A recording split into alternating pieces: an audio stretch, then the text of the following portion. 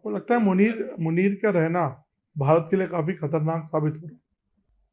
मुनीर साहब एक passing phase हैं, और जो कोई भी इंडिविजुअल वो नेशनल बैलेंस में तो चेंज कर नहीं सकता है। उनके अंदर इतनी समस्याएं हैं। जो उनकी 16 अप्रैल की स्पीच, जो आपने उसका पहले जिक्र किया, जिसमें उन्होंने two nation theory, ideology of Pakistan और कश्मीर कहा था, उस स्पीच का बड़ा हिस्सा बलूचिस्तान की समस्या पे था।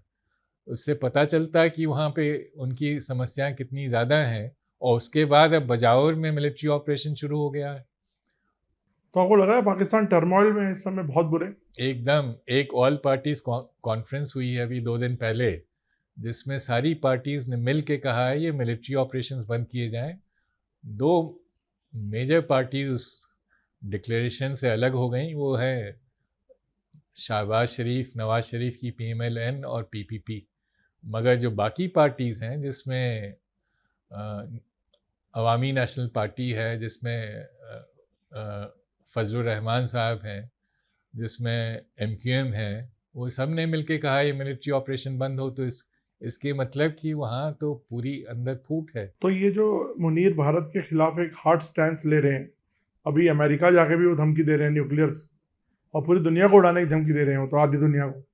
तो अब लगता है ये सब कवर अप है, अपने आप को एक इस्टेब्लिश करने का एक तरीका है उनका। ये सब वो अंग्रेज़ी कहावत है, boy whistling in the dark.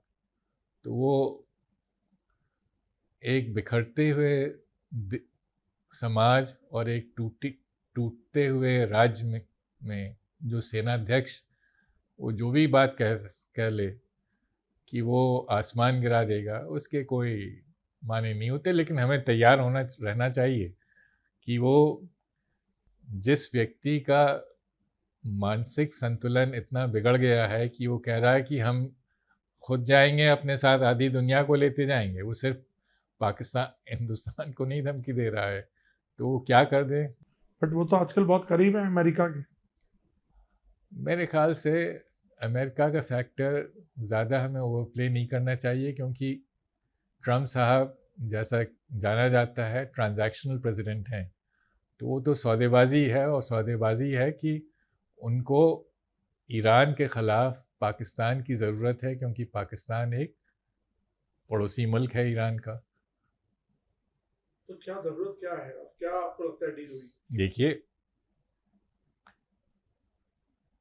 13 जून को इसराइल ने ईरान पे अटैक किया।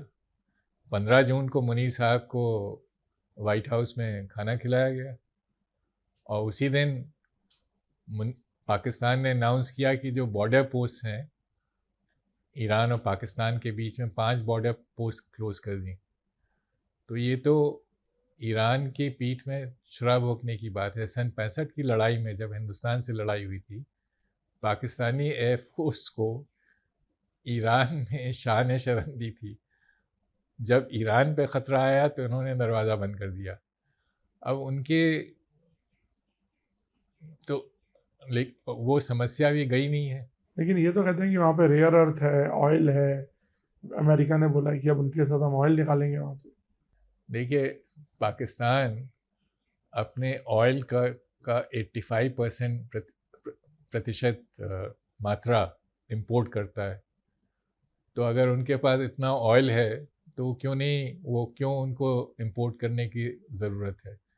और रेयर अर्थ, वो एक कॉपर की माइन है, जिसके बारे में वो बलूचिस्तान में है। वो 25 साल से बात हो रही, वहाँ इतनी अशांति है। तो ये तो साहब कहने की बात है। और अगर अमेरिकन्स बलूचिस्तान पहुँच गए तो क्या बैलेंस होगा चाइनीज़ के साथ? वो भी ग्वादर में बैठे हुए हैं। और अभी अमेरिकन स्टेट डिपार्टमेंट ने बलूच लिबरेशन आर्मी को टेररिस्ट की लिस्ट में डाल दिया है। तो मेरे ख्याल से अमेरिकन्स कभी ऐसा कदम उठाएंगे ही नहीं। ये तो कहने की बातें हैं। तो अब यहाँ की जियो स्ट्रेटेजिक जो कंडीशंस हैं, जो पोजिशनिंग है, वो तो चेंज हुई है कुछ after this tariff thing. Pakistan पर टैरिफ नहीं लगाए गए, मुनीर को वहाँ बुलाया गया, फिर इधर चाइना भी उनका दोस्त है। भारत के लिए तो ये कहीं ना कहीं कैलकुलेशंस बिगड़ी हैं। देखिए, चाइना ज़रूर उनका दोस्त है और उनका सबसे बड़ा महाजन रहा है, लेकिन पिछले 3 बरस में अगर आप IMF की रिपोर्ट्स देखें, जो चाइनीज़ क्रेडिट और एड पाकिस्तान को आ रही थी, अब वो नाम मात्र को रह गई है, क्योंकि चाइना अपना पैसा डुबाना नहीं चाहता। उनका जियोपॉलिटिकल इंटरेस्ट अभी भी पाकिस्तान में है।